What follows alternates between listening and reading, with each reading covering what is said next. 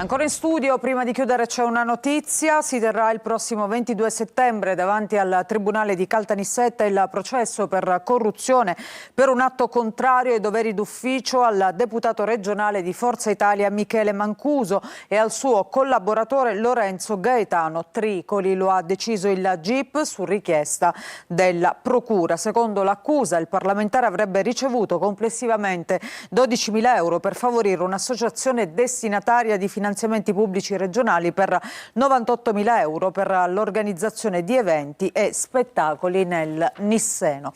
Con questa notizia ci fermiamo, grazie per averci seguito. Dopo di noi Barzellette, poi in prima serata Toti e Totino, la serie. Un buon proseguimento su Antenna Sicilia.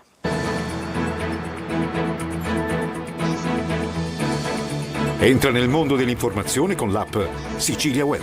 Resta sempre aggiornato con le news e le live in diretta.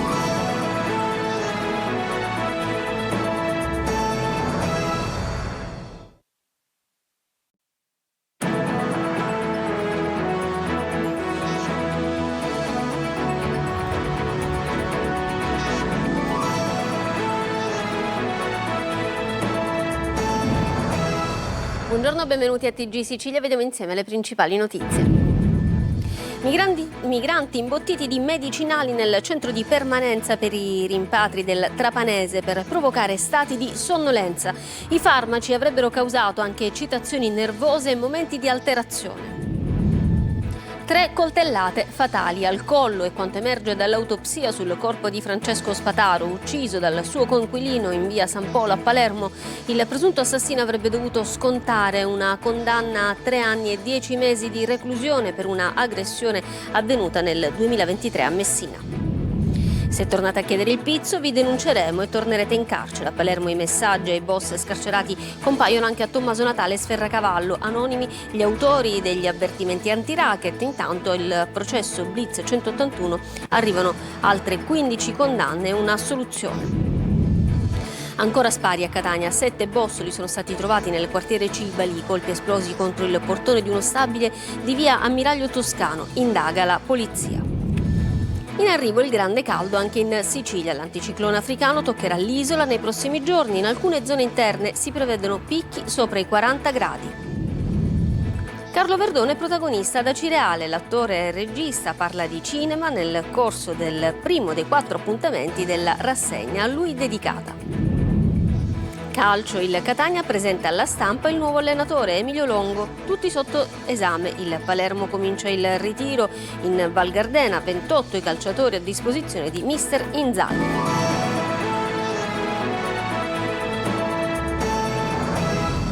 Buongiorno, bentrovati. In apertura la notizia di un incidente mortale sulla statale tra Naro e Canicattì nell'Agrigentino. Un pensionato di 81 anni, Giuseppe Lumera, molto conosciuto ad Agrigento, è morto nello scontro con un furgoncino. L'uomo era alla guida di una Fiat Tipo che, per causa ancora in corso di accertamento da parte dei carabinieri, si è scontrata frontalmente contro un furgoncino guidato da un 25enne di Canicattì che è rimasto ferito e adesso in prognosi riservata.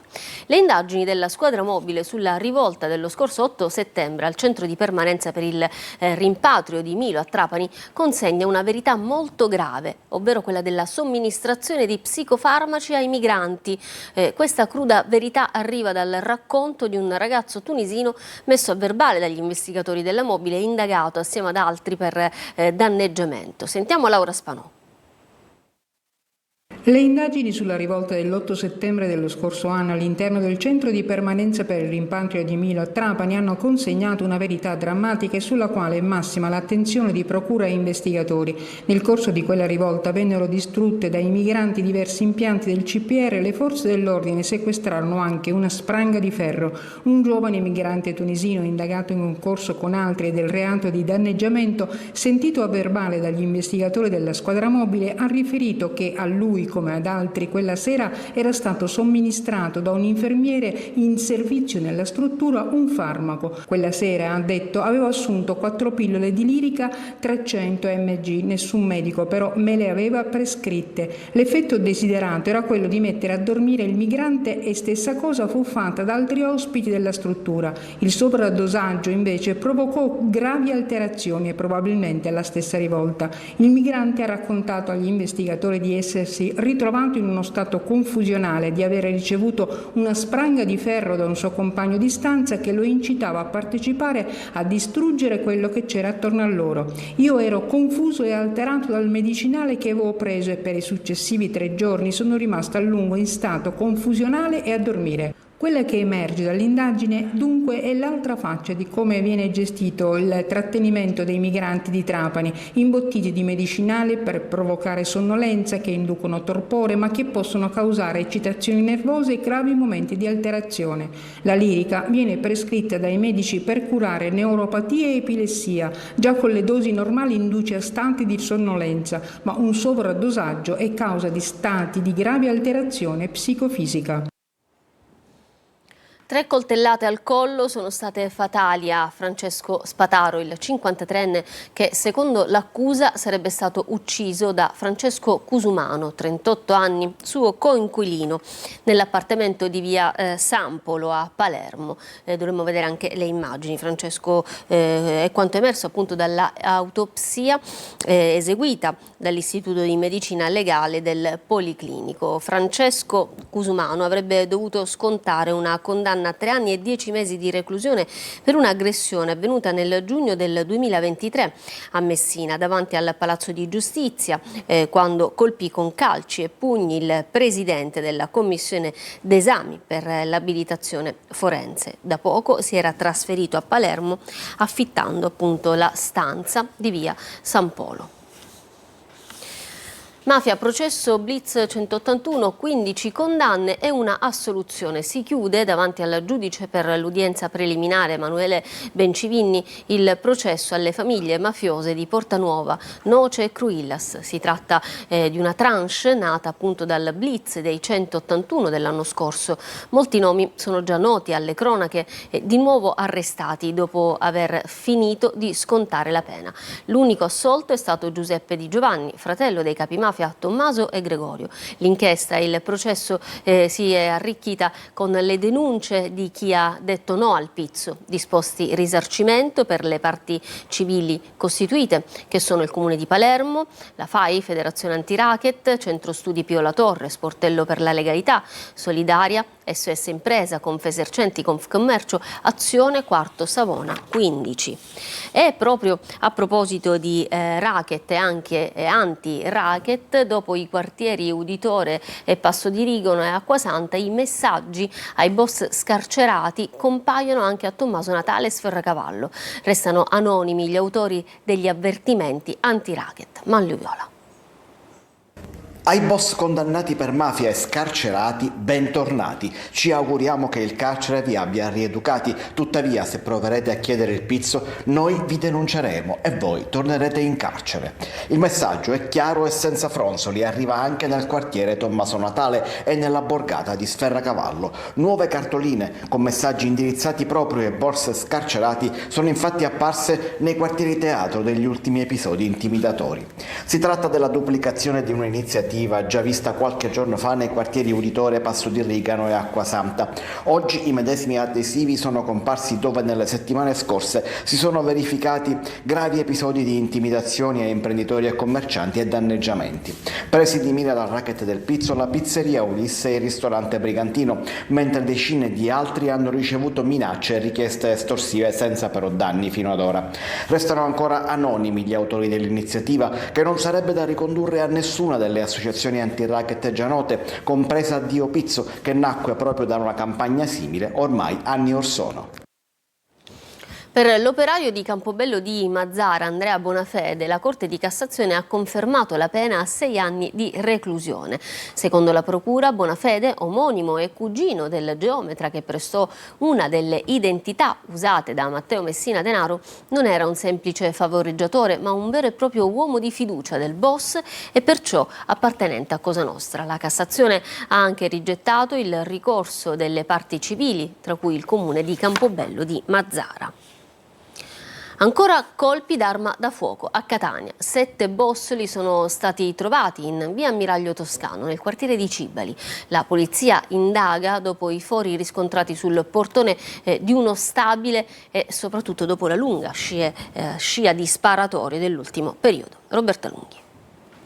Ancora spari a Catania, questa volta nel quartiere Cibali, dove poco prima della mezzanotte di ieri sono stati esplosi alcuni colpi d'arma da fuoco in via Ammiraglio Toscano.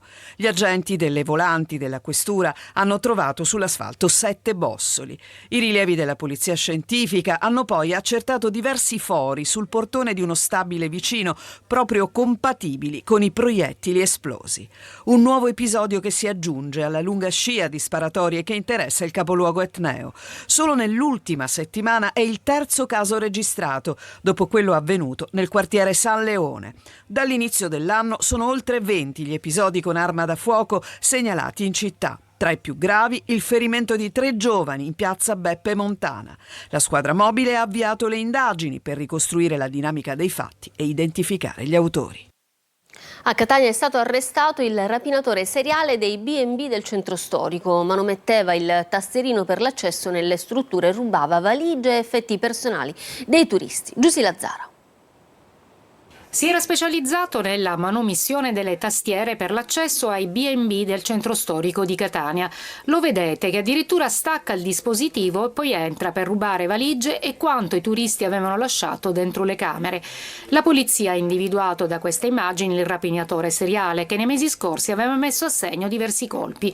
L'uomo è stato arrestato anche per un altro furto, questa volta con un complice dentro un supermercato di Viale Regina Margherita.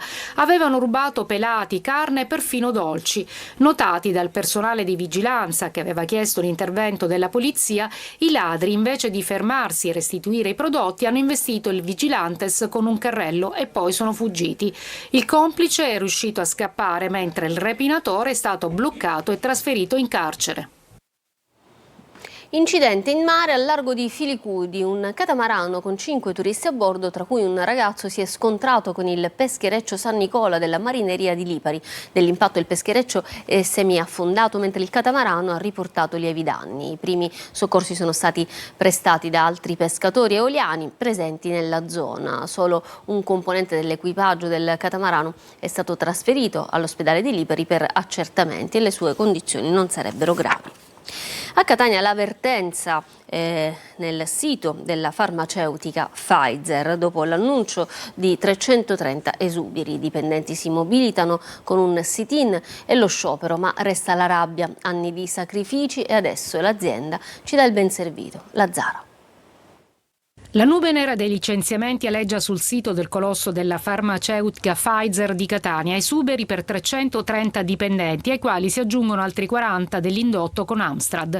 2 linee di produzione cancellate, che vuol dire l'out per professionalità acquisite nel tempo. Maestranze che ogni giorno siamo presenti a portare avanti ricchezza per questa azienda che oggi ci sta dando il ben servito. Molti di questi lavoratori, come me per esempio, abbiamo 20 anni di anzianità ed oltre.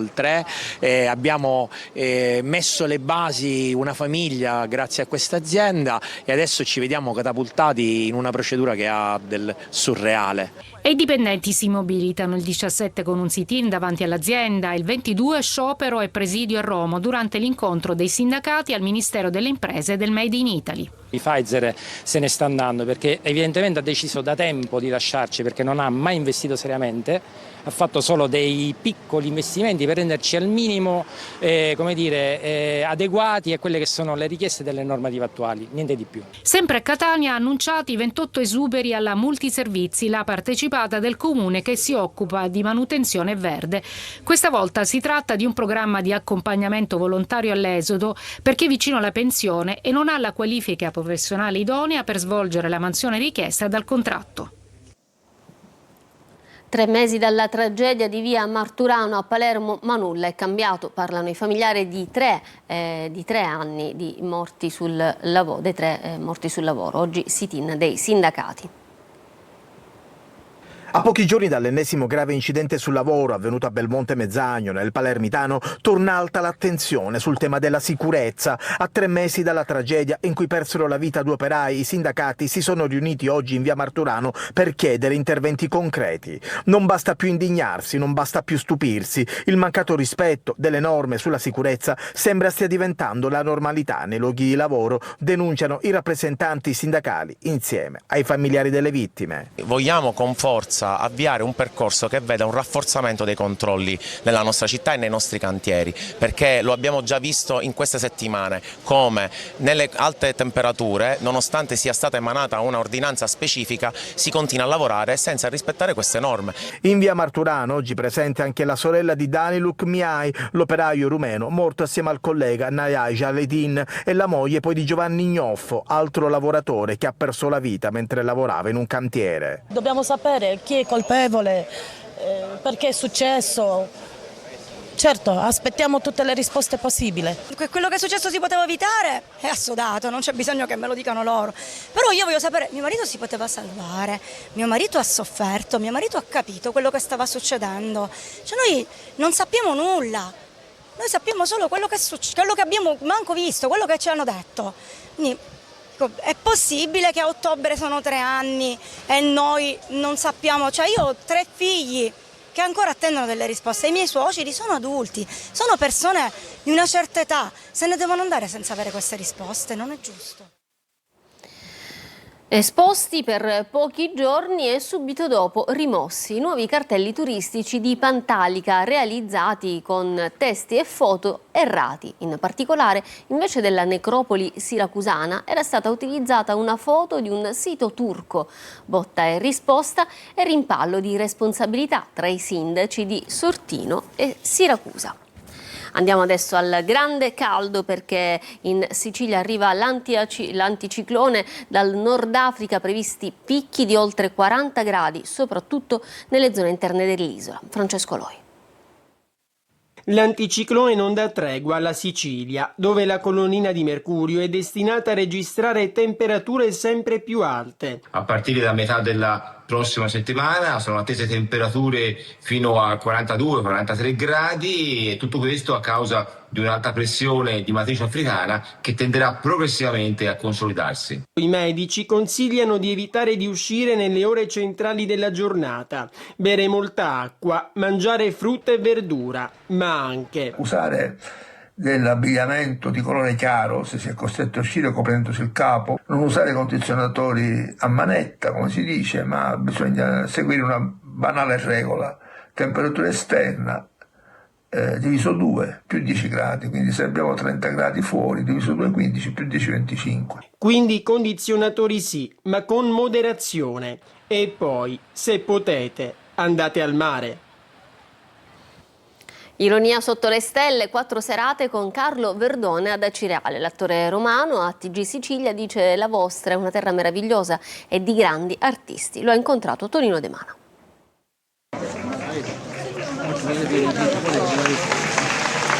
4 serate con Carlo, iconico ed ironico Verdone ha conquistato Acireale, che ha fortemente voluto una rassegna con uno dei volti più autorevoli del cinema italiano. Bagno di folla a Villa Belvedere per la proiezione del film Gallo Cedrone, fortunata pellicola del 1998, poco prima immancabile sguardo verso lo Ionio e simpatico siparietto con la stampa. La sua permanenza in Sicilia quanti farmaci ha portato, visto che ha riconosciuto la sua fama di ipocondriaco? No, ma non sono ipocondriaco. Ecco, vedi, questa è una cosa, bisogna levarsela di torno. Io sono il medico dei miei amici, sono quello che dice poi però vai dal medico, io gli faccio una diagnosi, però la mia ipotesi, perché non sono laureato in medicina, anche se ho la laurea honoris causa. È sempre forte il legame tra Verdone e la Sicilia. La Sicilia dell'est, dell'ovest, del nord e del sud è meravigliosa. Io ho avuto la fortuna di vederla quasi tutta, e devo dire che è una bella terra, soprattutto è una terra che ha fatto crescere grandi autori, grandi pittori, grandi scrittori. Gallo Cedrone, Io, Loro e Lara, Grande, Grosso e Verdone, Al lupo, i film in rassegna. Un saluto solo in siciliano? Non lo so fare. Baciamo la mani. Ci fermiamo per una pausa, tra poco lo sport.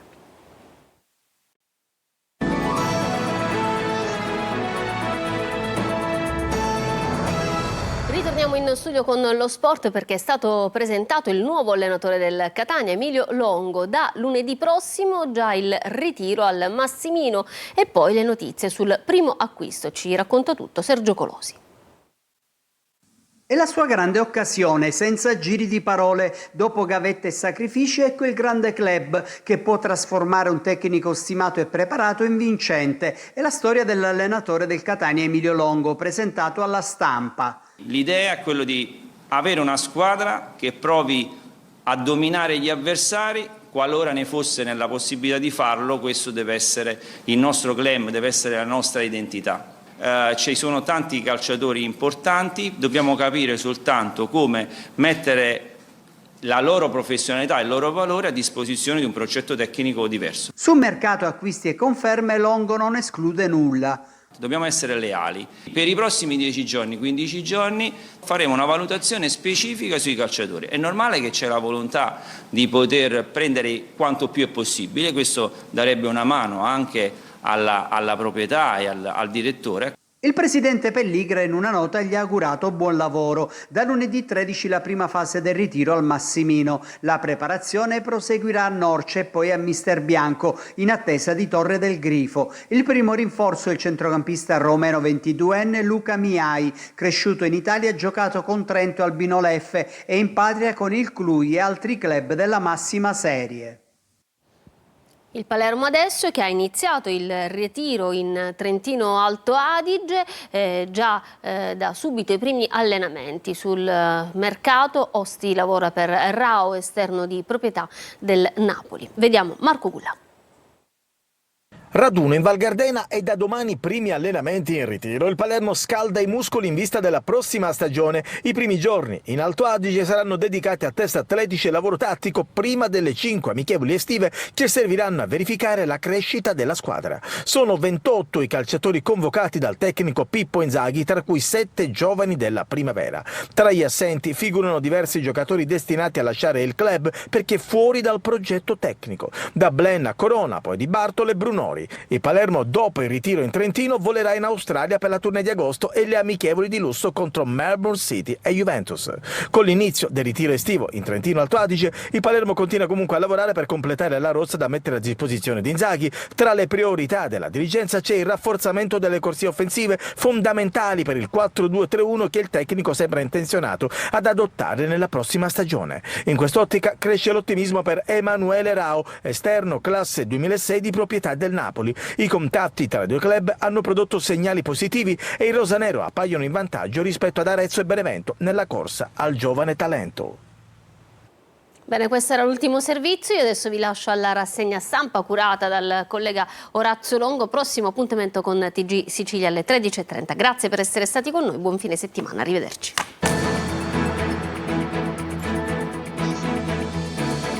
Entra nel mondo dell'informazione con l'app Sicilia Web. Resta sempre aggiornato con le news e le live in diretta.